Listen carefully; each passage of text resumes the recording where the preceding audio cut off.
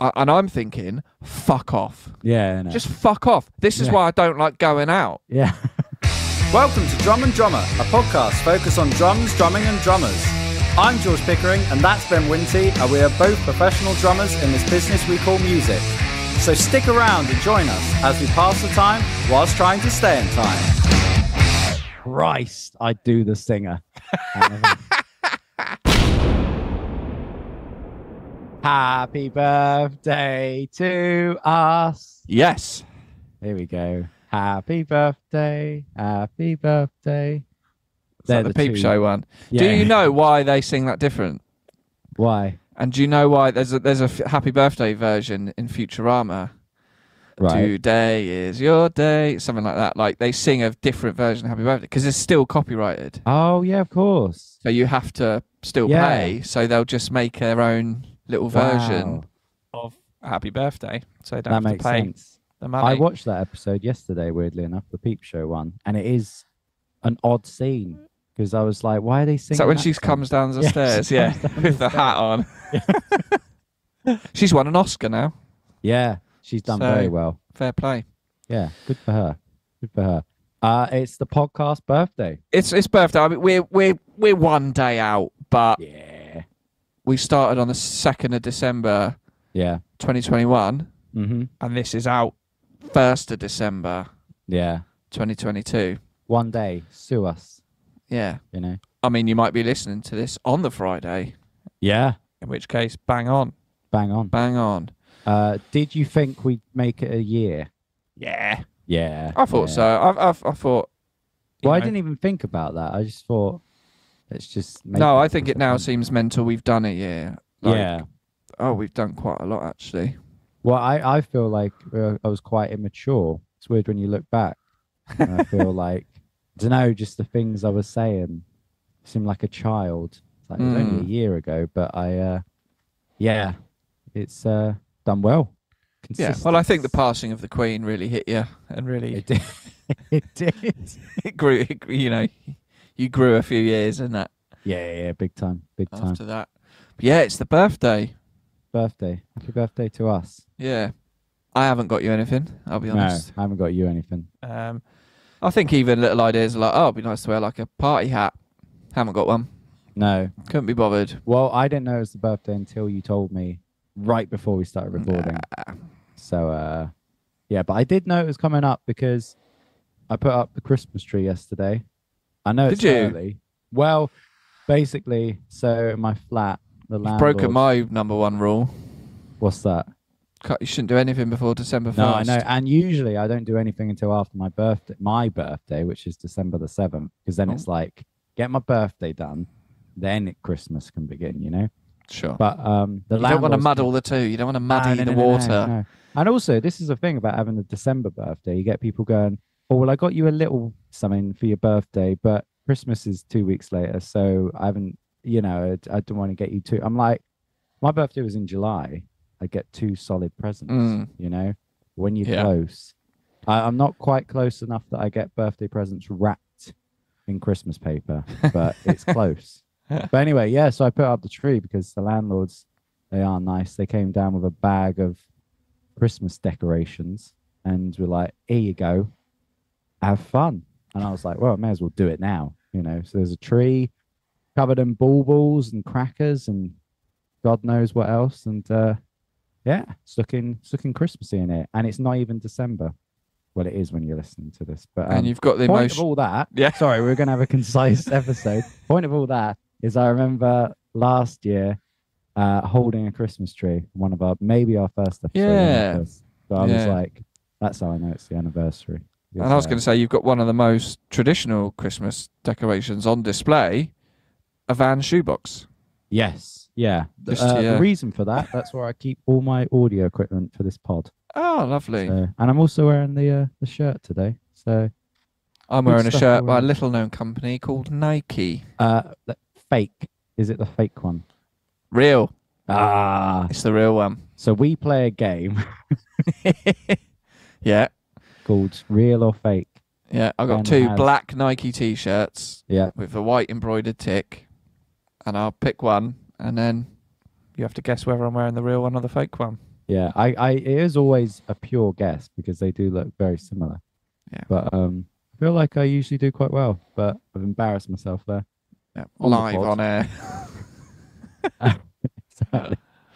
What do you want to talk about? Well, Friday night was shit. Yeah. Jeez. And the football. There we go. I thought of that on my walk in. No, obviously, big night Friday. England v USA. Yep. Let's talk about that first. Well, I haven't watched it, all the highlights. Let's get that out of the way. Rubbish. Next. Cool. Next. Me. And then, I was just saying to Neil, when people go, oh, this is really hard. Something's really tough. Where are you going with this? Well, things are just really hard. And you go, yeah. I'll tell you what's hard. Yeah. I'll tell you what's hard. Watching that England game. Yeah. And then getting in the car at 9:15 and driving to Southampton. Fucking hell. Yeah. That was tough. Yeah. But I did it.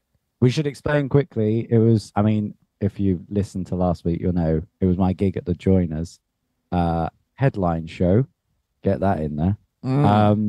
Yeah, I did notice that you turned up pretty much bang on 10. Well, I did. I got there about 2:45. Yeah.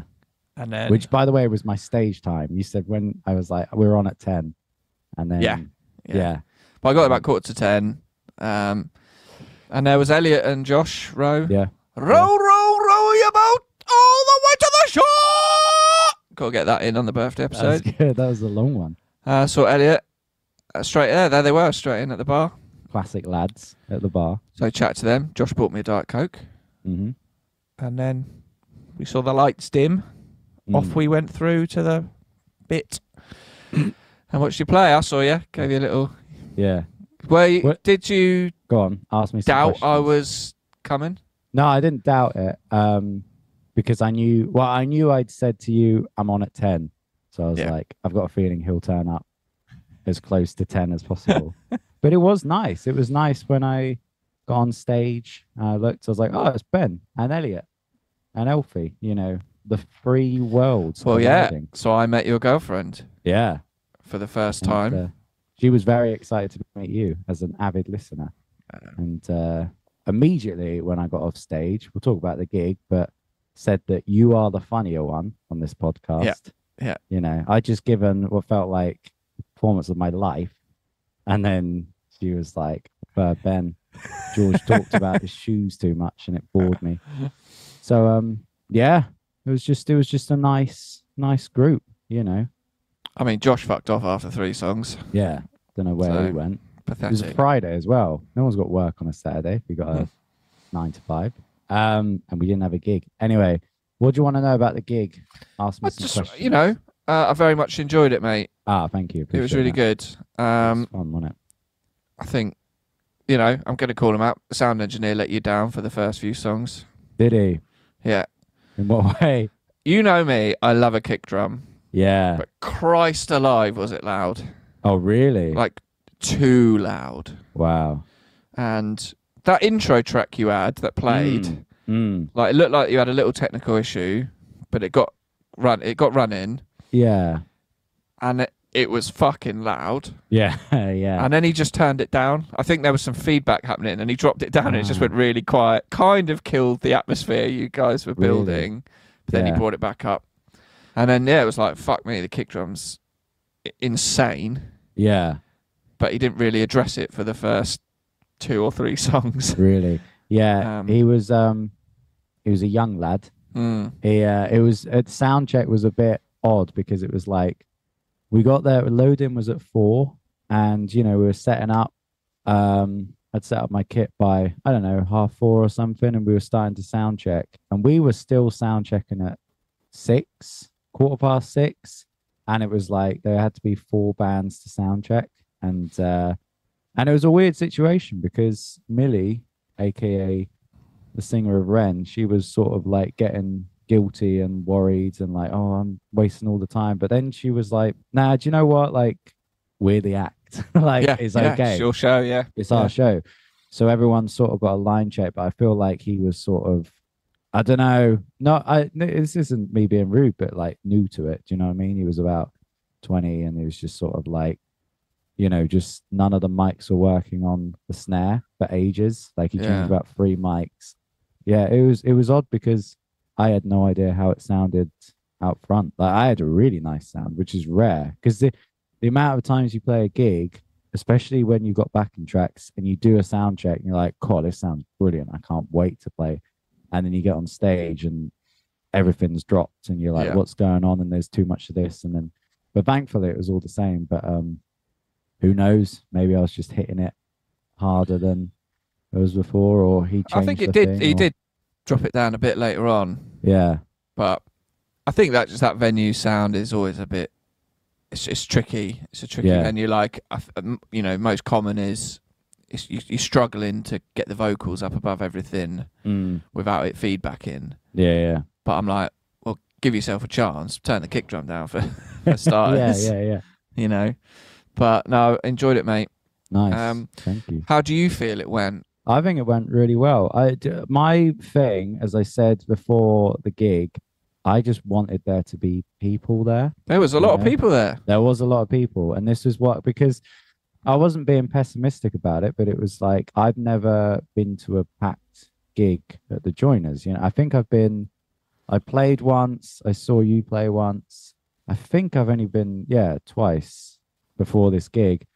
And it's one of those places when it's not full, it really feels empty because it's sort of like, to describe it, it's almost kind of like L-shaped. Yeah, it's an L shape. So if you're not, you can very easily hide and not stand close to the stage. And also most people stand in the vertical bit of the L. Yeah. You want people in the horizontal bit across the front of the stage. Yeah. And even when it was filling up, because, we were on at 10 and let's say at like 8 o'clock, it was like the bar was packed, and there was people in the, bit watching whoever was on. And I was still going, but they're probably here for like whoever's on now, or maybe they're here for the band before and they're all going to leave. But no, it was great when we got on stage because I had no idea how many people were there because I was in the bar with Elliot and, everyone else. And then I went upstairs for a bit and then came down. And then it wasn't till I got on stage, I was like, oh, this is all right. This is a good turnout, actually. And it was just nice to finish a song and then get a cheer. You know what I mean? Like people that are, in successful acts or whatever, that's just a given or that's normal. But like, I feel like the amount of times you play an original gig and you finish a song and there might be 10 people and it's like, I mean, even weddings, mate. Yeah, even sometimes it's astounding. Yeah. You're playing a wedding and there's people dancing. Yeah. And you're really good. And you finish a song and then there's nothing. Well, that one we did in Portsmouth. Nothing. Do you remember that one where it was like they were dancing, but they weren't danced? The one that was just violent in Southsea over the summer. Oh, yeah. I was on bass.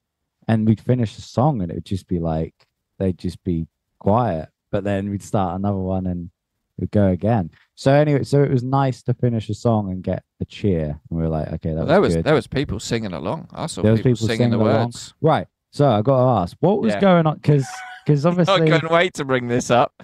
Well, right. So when you play in a gig, especially this gig, there's a lot of like my role as a drummer in the act Ren is just to sit there for a bit, wait until my cue, hit the drums as hard as I can, and then drop out again. So there's like a lot of time where I'm just sort of sat there like waiting to play. Yeah, so you're kind of almost pointless. Yeah, exactly. Yeah. And I couldn't have said it any better. And also those bits I'm meant to be playing drums. It's not artistic. It's just lazy. So there was like this long section where I don't come in for like 3 minutes of the song, and the song's only 4 minutes. And I looked out and I just saw you and Elliot, because by the way, you two stand out. You're 6'1", he's 6'8" or whatever. And and amongst all these skinny tattooed people. So lots of short people at that gig. So I just saw you two just looking. I couldn't see what was going on. Basically, there was a woman talking to a man, I think, and she was wearing a Ren shirt. and I saw her singing along at points. But then I just saw you two looking at them as if to say, like, have you got your eye on this? And it was like, yeah. So Yeah. what happened? Because I have no clue. So first off, when like it was like time to go through from the bar in, I'm very much a person who just likes to sit on the sidelines and just sort of, I'll stand at the back. I'm quite tall, but I'll just stand at the back. I don't want to get involved in any. I hate people, basically. Yeah. So I'm happy to just literally stand at the side and just watch the band do their thing. Elliot walked straight into the very middle of that horizontal L bit. Yeah. And I was like, I can't not go with him. No. And then we just kind of stood in front of, and I get very conscious of it. You're like, yeah. I mean, there's space here, but the guy behind me is 5'5". Yeah. And you're kind of like, sorry. Yeah. You know, and then we even said to like Elfie, like, come in front of us, you know. Yeah. But what happened quite early on, right, this guy approached us from behind and started, I think he was drunk, but he started touching Elliot's hair. Right. And going, oh my God, your hair's amazing. You're like Jesus. Oh my God, Jesus is here, blah, blah, blah. Can I touch your hair? Yeah. And Elliot was kind of politely turning around and being like, huh. Yeah. And then the guy was like, I'm asking you to touch my hair and you're smiling, but then you're just turning away from me. Yeah. And then he said to me, he said, oh, you must hate his hair. Fuck. And I just blanked him. Yeah. And Elliot was trying to blank him. Yeah. And I'm thinking, fuck off. Yeah. No. Just fuck off. This is why I don't like going out. Yeah. Like I've come out, I've made the horrendous 9:15, I'm leaving the house to go to fucking Southampton. Yeah. Anyway, and I'm there, and then there's this fucking guy, like I'm just trying to watch my mate's band, and there's this guy just like, fuck off, you absolute cunt. But anyway, he kind of then just left us alone. I think he got the impression because I literally just blanked. I didn't even turn around. And then he wandered to the front, and there was a couple just stood there minding their own business, young, good-looking couple, and he just starts trying to like dance with them. Right. And you can tell the guy's like, you can fuck off, mate. Yeah. And then he turns to the right, and there's this cool looking dude, like big lad, dressed with like a jacket and a scarf and a hat. Yeah. Yeah. Him. And then he starts sort of dancing with him. And then this I'll say it, big lass at the front. Yeah. It looked like she knew him, but he sort of started dancing, and she kept turning around at him and putting her finger up and being like, no dancing. No. I think she was like, you can stay here, but no dancing. Right. Or something. And then me and Elliot were like, hang on, what's going on here? And then for a large part of the song, he was just stood behind her with his arms around her waist and his head leant on her shoulders, just swaying. And you could see from the moment for quite a while, like Ren's up there doing this like talking in between songs. And there's this girl at the front just turned around to this guy going, no dancing. You can stay here, but no dancing. And then me and Elliot catch the old Phil Mitchell security guard. Oh, yeah. Absolutely eyeballing the situation. Yeah. He's thinking, am I going to have to get involved? Because it looked like they might know each other, they might not. I couldn't work that out. But it was almost like she knew him and was just being, don't be a dickhead. Yeah. Or she just didn't want any of his shit. But then he was just there with his arms around her waist. And I think the security guard saw her being like, no, like waving her finger, thinking, is someone trying to have a bit of a sexual assault? Yeah. And I see him, he's eyeballing him for ages. And me and Elliot are like, what's going on here? You know, this is just fascinating. Yeah. And then we see you, and I've seen you've clocked something, and you were like, looking at you like, what's this? And then the security guard, like, it's just bizarre. Yeah. It was bizarre. That security guard, he was quite scary. I think he was wanting something to happen because before his eyes were like, please touch her inappropriately. Yeah. He kept walking into the gig just while there was this, lovely young band playing called Sugar Bang. And there was 30 people in there. No one's doing anything. And he was sort of did a walk round, and he was like, right.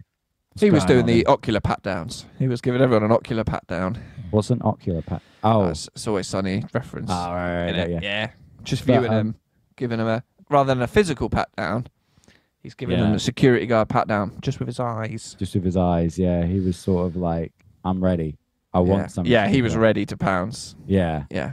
But yeah, very enjoyable night. It was one of those gigs where it was like, I wasn't glad to get it done, but you know, when it's sort of looming over you and, you know, there's sort of like a lot of, I don't know, a lot of build up to it because you're like, well, will this sell? Have I learnt the songs? You know, got a whole new drum heads for the kit. By the way, I haven't told you this. I fucked my snare head. What? Yeah. Pause the pod. Let me pausing the pod. Right. So we retuned this the other week. As in put a new skin on. Yeah. You probably won't be able to see from the camera, but it is dented. Like the middle. Yeah, the middle. Like there's a fair few dents. You'll have to take a high-res photo. I will take a high. Do you know what? We got time. I'll do it now. I'll do a very quick high-res and send it to you. I've accidentally turned the telly on. What the fuck's going on? Hang on. It's because why is that so funny? It's because I know we're trying to do this quick, so I've gone manic. There it is. What came on? What channel? I don't know. It was someone in a boat. Hang on. We got time. Oh, come on. Now I want it on. I can't get it on. I've sent the photo. Fishtown. The fuck is that? I accidentally turned on Fishtown. Oh, mate. Yeah, innit? But the thing is, it was a brand new pair of sticks as well. So I don't know at what point it happened because I don't remember seeing it. I don't know if it was at the end where I went for it, and it might have been because, you know. Well, I'm not gonna lie. Yeah. I mean, you were hitting that kit fucking hard. Yeah. Yeah. And my question is, go on. Were you hitting it too hard? Well, this is the thing. Why? I don't know. Or? Just did you need to hit it that hard? Yeah, it's interesting, isn't it? Because probably not. And I think it's perhaps when it goes to a big bit, and especially like there's some songs where I don't come in until the end, and then I go, right, this is it. This is my big bit, you know? I'm going to go for it.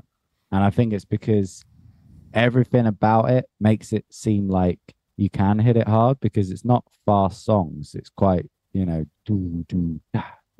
you know, and so you're like, right, I'm going to really lay in. And it wasn't all the time. You know, there's some bits where I'm trying to like keep the rest of the band in time. Yeah. Yeah, keep the band in time. But from that snare skin, perhaps not. And is this the 3A's as well? Yeah, big 3A's. Yeah. Just chowing down on that. But I think it's that thing of I remember on my first lesson with Pat Garvey, and I was talking about this, and I was saying we were talking about controlling all of that. You know, when you get in a gig situation where like you're like, oh, okay, this is quite exciting. There's a lot of people, and you know, I'm enjoying the songs, and it's not a function gig, and I can sort of go for it. And he was saying you have to be able to rein it in so you don't go so mental that I don't know, it loses control. Yeah, because it was still in time. Yeah, but it's like if I'm breaking snare heads, you know, from one gig, it's not good. But yeah, it's but I don't remember looking down and seeing that during the gig, but it was when I was packing down. I was like, fucking hell. And it wasn't because before I thought, oh, maybe it's from like broken skins, because I did it on a recording session once. I was like, oh, I've dented a snare drum. And I was like, maybe it's the not skins, sticks, sorry.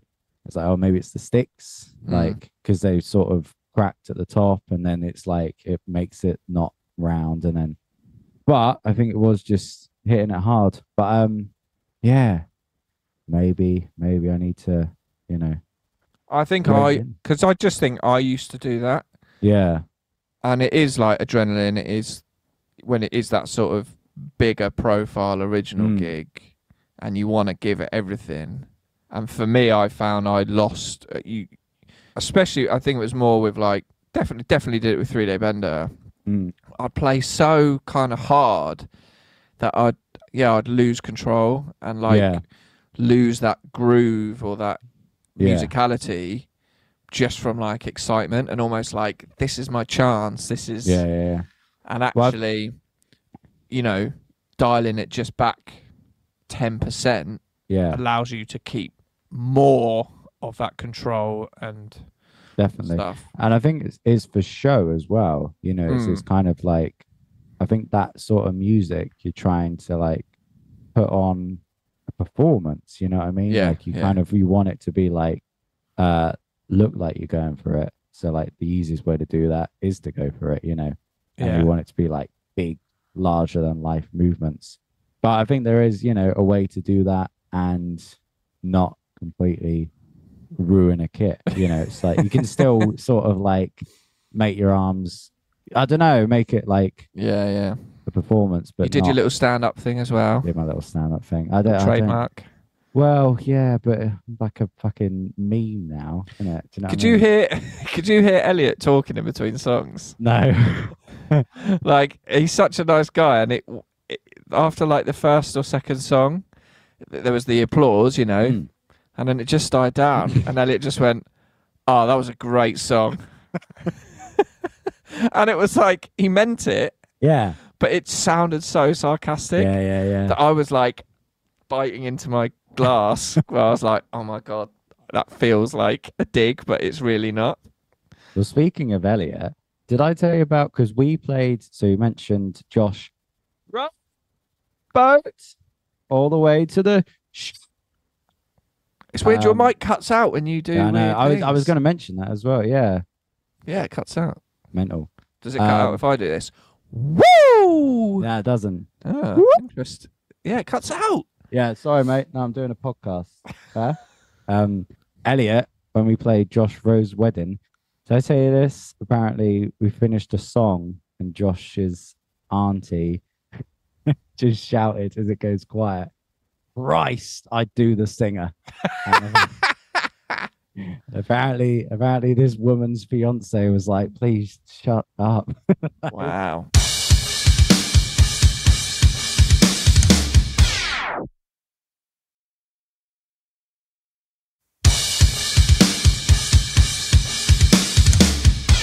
When we first walked through, and I said to Josh and Alfie, "Oh, ride symbol's quite high."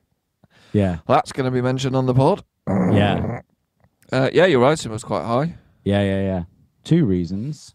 One, well, actually, just one reason is just to get more wash in it. Sure. Do you know what I mean? Yeah. Just to kind of, I think I did it once on my first Ren gig by accident, and I was like, "Oh, this is easier to get like a." Because you want to hit it more with the shoulder on the edge. I want to get more shoulder. You're not tippy tapping with the tip. You're not tippy tapping with the tip. It's not jazz, tippy tapping with the tip on the ride. Tippy tapping with the tip on the ride. On the ride. On the ride. On the ride Vita. On the ride Vita. On the ride. Also, ride, Conor Griffiths does that, and I'm sort of modeling all of my drumming appearance on him now. Sure. Why not? I'm going to try and do the mohawk, but I don't think my hair is after a bad start. Yeah. A mohawk that starts halfway up my head. Do you know where your hairline is now? Like, do you still? Yeah, I can tell when I shave my head. It's here. Yeah. I think mine's far higher now than I want to admit. Mine Probably. could be back, like mine might start at the back of my, like the crown. I'll tell you what though, actually the other week I didn't shave my head for for maybe 10 days. It's usually, I know. And I've already got grey hairs in my beard, but then I just had some length on the sides, like maybe 3/4 of a centimetre. Yeah. So 7 mil, 8 mil. Yeah. But I could see it was like, funny? I don't know. I could see like there's a bit of a silver wash to this now. Yeah. Yeah. Would you dye your beard? If it went grey, if over the next year for whatever reason it started going grey. No, I wouldn't dye it. Nah, fair. Or if I would, I'd dye it like black. Yeah. Something completely different. Jet black beard. Yeah. Yeah. No, it's kind of just a bit grey, sort of at the you've got like on the chin. It looks like you've been eating cereal and you spilt some milk. Well, sometimes it is. most mornings, Usually it is. most mornings, I'll have my breakfast. I'll have my brown flakes because I'm nearly 40. Oh, you're on brown flakes. Yeah. Didn't you used to be on Weetabix minis? I used to have them, but you know, Cocoa know Pops, that Nesquik. And no, just some real trouble with my arse. So it's like, oh, I got to swap some brown flakes now. Brown flakes will do it. If you really want to know, did a freshman year gig, and I think it was our first gig back after COVID, the horrible one in Newquay. Yeah. And it was summer, and I had my blue Nike sort of basketball shorts on. And we stopped off at the hotel on the way to the gig, and I'd have a bit of trouble with just, I'll put it bluntly, bleeding out my arsehole. Yeah. And I went to the toilet, did a shit, and I stand up to wipe my arse. Yeah. That's that. I do as well, which yeah. apparently not everyone does. Yeah. Apparently we're the weird ones. And I basically dripped some blood onto my shorts on the way to a gig. And it was like, I need to put the Cocoa Pops away and get some fibre. Yeah. Is that what it was? Just lack of fibre? I think so. And so it's like, yeah, just got brown flakes now to, you know. Alleviate that. Yeah, and just the body's too old now for just fun games. It's funny, isn't it? Because I was at a gig with Neil this year, and there was a lovely pizza van. Oh, mama! It was probably my favorite food of the year, apart from Josh Rowe's wedding. It was my favorite. It was just you don't pizza. Have to say that. Yeah, he's told me to say that. Ice cream van, where they make it fresh and all that. Yeah, but the pizza was delicious, and they were doing it properly. Make out a load and then just put them out, and then people get what they want. Yes. And pro tip: if you're getting food at your wedding, specifically pizzas, do not do cook to order. Nope. No. Do not do it. Don't be stingy. Yeah, don't be stingy. Just get them to shove a load of fucking pizzas in and just keep putting them out. Keep them coming. Chop them up, just keep putting them out so you can just serve yourself. The queues you've seen at weddings when people have to order and wait. I was at a gig with the 505s in the year, and they'd limit you to 2 pieces, but they'd be a whole pizza, and I'd be like, could I get a third one, please? And they're like, no, you're gonna have to wait until there's more other people. I'm like, there's no one else there. There's like 4 pizzas out, and there's 6 slices of each. Anyway, so we were doing a gig, back to the other story, and pizza was lovely. I got a few slices, and Neil was like, oh, this is good, but I'm not gonna have any more. I was like, why not? He was like, because George, I'll tell you why I can't have any more pizza. Because I'm 37. So if I have any more, I'll feel all doughy all day. And he was like, I'd love to have toast and Marmite in the morning, but I can't have toast and Marmite anymore because then I feel doughy all day, And I was like, okay, Jesus. And then he's like right in my face. And then, I love it. It was funny. But then I was like, well, I might leave it for the pizza as well. And Elliot was like, oh, you sure, man? I've got to do his voice. He sounds exactly like that. Big boomy voice. Love it. You sure, man? That's it's delicious pizza. And I was just like, yeah, but I'll feel doughy for the gig. And Jack Rene was just like, for fuck's sake, can no one in this band tolerate dough? I was like, nope. So, but I thought, God, that'd be because we've been actually learning the songs, Jack. I thought, to get to that age where you're nearly 40, your prostate check's coming up and you're bleeding out your ass and you can't have toast anymore. It's a sorry state of affairs. Is it worth living? Anyway, that's been our birthday episode.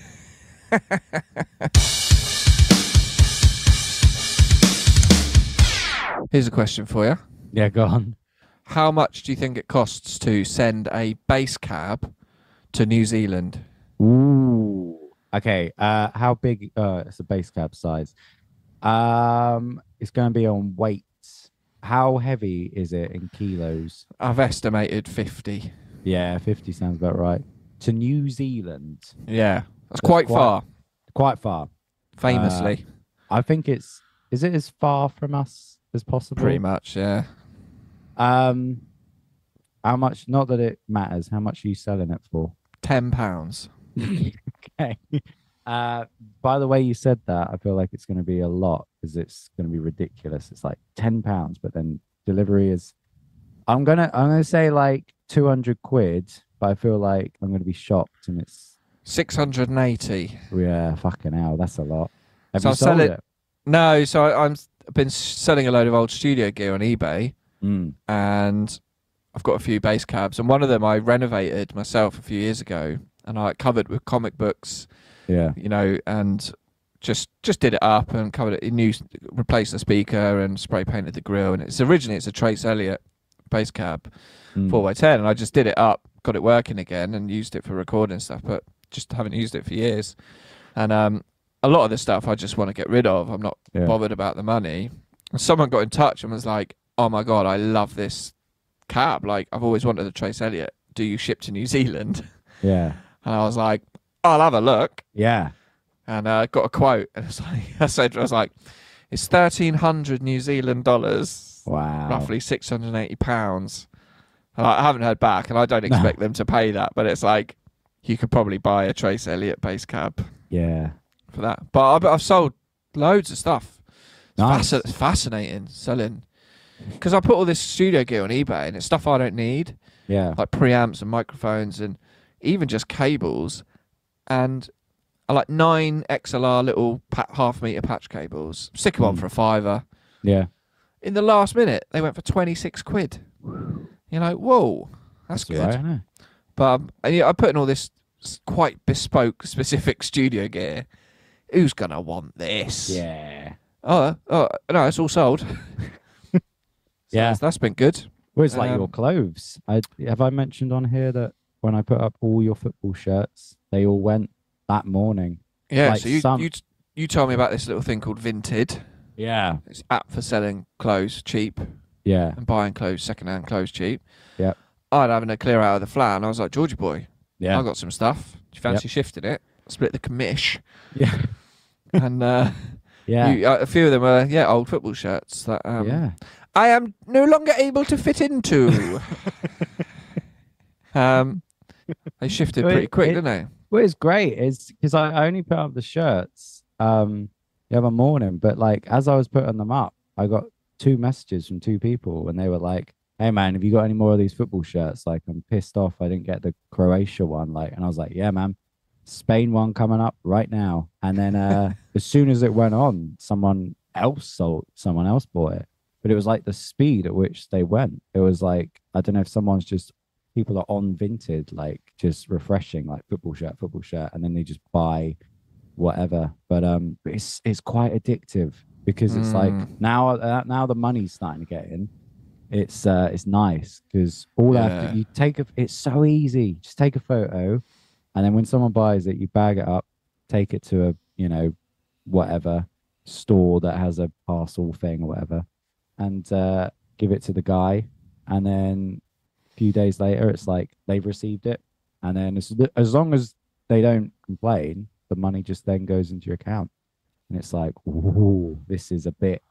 Now that I know how easy it is, I'm like, what else can I sell? Like, I'm tempted to just go around, ask all my mates, like, hey, are you gonna do a clove clear out? Because I know my housemate was like, oh, I need to do a clove clear out actually. I was like, brilliant. Do you want to split the commish? It's like, what?